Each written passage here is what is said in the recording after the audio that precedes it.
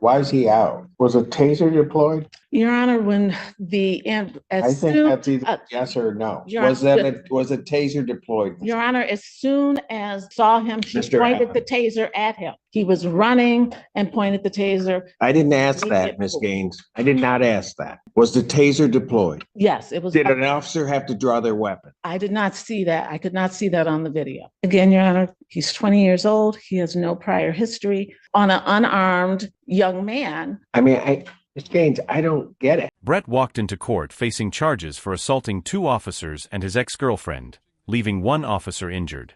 Despite the serious accusations, his attorney fought hard to keep him out of jail. Now Judge Simpson must decide, does he deserve another chance, or should he stay locked up? As to bond. Your Honor, we are just looking to address the condition of bond that requires that Mr. Hopkins be on house arrest. Prior to this matter, Mr. Hopkins was employed as a result of having the tether plates. No longer able to, in this case, he was no longer able to maintain that employment.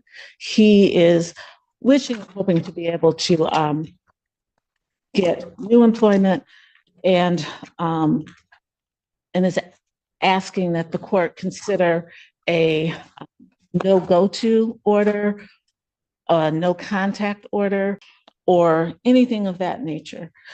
My client, Mr. Hopkins, also recently registered for the cybersecurity program. Text me that information. I tried to send the confirmation to Ms. Barroso so that she would be able to see it. It's my understanding that the classes are majority online, but that would be the only place that he would have to come across Chenal County. Otherwise, he's just asking for some order that would allow him to work and just not have that kind of contact. Response.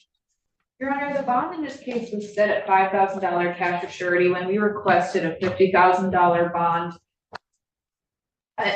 In this case, the people are uncomfortable with him being out. This was an event, or a series of events that occurred where the defendant assaulted the victim at not 1 but 2 locations. An eyewitness saw the defendant shove the victim while near the police station. The police attempted to make contact with the defendant, and then he picked up, as a result of him resisting, picked up 5 counts of R&O against 4 different officers. One of those 5 counts is an R&O causing injury that was so severe that the officer is actually seeking specialized medical treatment from an orthopedic surgeon. At this point, this is a 9. So hold on. There was a DV and then an officer injured. Why is he out? Your Honor, if I could address. Hold on. I'll let Ms. Barroso finish and then you can address it. I just had an intermediate question. Go ahead. So at this point, I don't think that a modification of bond removing him from being on house arrest is appropriate. We objected to a nominal bond of $5,000 when it was originally granted. At this point, I don't think that any further reduction is appropriate. A couple of things. First of all, Mr. Hopkins is here with his father. He is 20 years old. He has no prior criminal history. In reviewing the police report and the video, even the report references that the altercation, that the incidents that resulted in this charge, that there were, In which that it was, charge? I'll start with the domestic violence. That with those charges, that there was a more complicated situation. I believe the officer said, the report says something to the effect of, and this would also go to the property, that there had been physical altercations between the 2 of them, fighting between the 2 of them, and breaking of objects between the 2 of them. So I believe that there's more to this than said. The allegations of the domestic violence are the one of the shoving, and also I believe of Mr. Hopkins taking his own computer back from the complainant. That's the second allegation of the domestic violence. And the resisting and obstructing is, the allegations are that Mr. Hopkins, not that Mr. Hopkins turned around and slammed someone or punched them or anything, that he pulled away. The allegation is the officer fell and that caused the injury. And then that officer fell, yes, as he pulled away. And then subsequently, 4 officers who were, some of whom just pulled up on the scene in the video, all ran after him. And that's where the resisting and obstructing comes. And he did, in fact, eventually stop. It was not, it's not as if he were in a vehicle and went miles or hours away. He did stop running, and he did, once they complied, once that occurred, there were no further incidents. So. Your Honor, I'm sorry, that is not the characterization of the RNO. The allegations include him punching 2 officers in the face, breaking free of their grasp, causing them to fall to the ground, twisting and seriously injuring an officer's finger. And then it went on for such a period of time that an officer had to point and deploy a taser. And that another officer had to point their pistol at a defendant. So at the defendant. So at this point, I don't think it was him passively. Your Honor, I had an opportunity to view the video. Yeah, I watched the same thing, and I'm right there with you. Her version of events feels like it came from a completely different universe. The state's version lines up with the police report and actual injuries, while hers sounds more like damage control than defense. I get that it's her job to spin things in his favor, but when the facts are that far apart, it just makes her look unbelievable, and I doubt Judge Simpson or a jury is going to buy it. An opportunity to view the video. Let me ask you this. Was a taser deployed? Your Honor, when I think that's either yes or no. Was a taser deployed? Your Honor, as soon as the officer saw him, she pointed the taser at him. This is not, as soon as she saw him, she pointed the taser at him. This is not a situation where he was running and pointed the taser. I didn't ask that, Ms. Gaines. I did not ask that. Yes, sir. Was the taser deployed? Yes, it was. Did an officer have to draw their weapon? I did not see that. I could not see that on the video.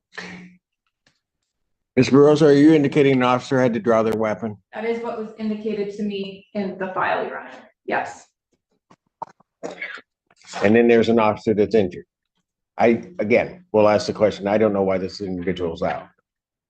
Again, Your Honor, he's 20 years old. He has no prior history, and he has no reason to come back to Washtenaw County other than for school in this case. It's my understanding. I have not heard any information that he has had any contact with the complainant, has violated any orders. He is just asking to be able to go to work and to be able to get a job and go to work. Your Honor, would you want to hear from Mr. Hopkins' father, who's present? I don't know what he could tell me at this point in time. I'm more worried about the bond as it originally is set. Does he have prior convictions for anything? No, Your Honor. That the original domestic was about. I mean, I'm trying to figure out, because I'll just tell you, I have some serious concerns that this escalated to a point that officers are having to deploy a taser, pull their weapon, and there are clearly enough officers around to, in my opinion, have subdued this individual without having to do all of that. So something else is going on. And Your Honor, I also have, I mean, one's bad enough, but I have 2 counts of domestic violence. again, Your Honor, one of them is him taking back his own computer. That's one of the allegations. And that's why I'm saying there were things that were happening before this. That's not to excuse his behavior. That is to say that there's broader context. And in my view of the video, initially there was one officer, then there were two, and he managed to, and he ran from two, but as he's running from those two, there are cars, four and five cars are pulling up with sirens on an unarmed young man who clearly panicked. This is not someone who's had police involvement, who has a history of contact with law enforcement and the criminal justice system. Again, I'm not excusing, but I do think that there is there's more.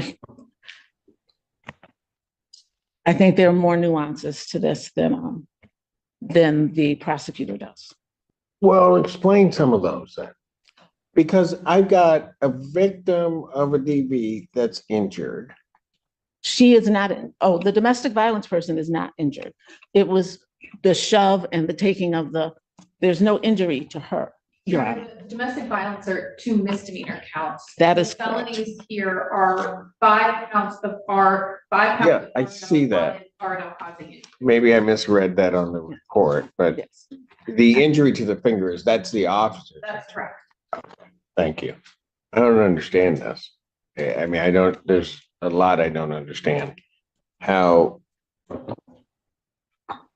and I get there are resisting and obstructings that are filed that some may look at as questionable in terms of the charge. I get that. But I'm also trying to figure out how an officer gets injured, that there are punches to the face of officers. I mean, Ms. Gaines, I don't get it. I understand what you're saying, and I'm saying I did not see any punches to the face when I observed the video. I'm certainly not changing any conditions. Can you explain to me one reason why I shouldn't raise his bond? Your Honor, he has appeared for every court date, and he has not picked up any new charges. He has not had any contact with the complainant on the domestic violence or any of the officers. My understanding from him is that he has only come to Washtenaw County for court. He does not even reside in this county. It does not appear he's a flight risk, nor that he is a danger to the community. He is here with his father. He has come to every court date, and he's highly responsive to my calls and texts. And absent the no offer in this matter, we'd be looking to resolve it. Anything else from the people? No, Your Honor. You know what? I'm not changing his condition in the bond. I'm not at this juncture going to up his bond either, although of rights I should.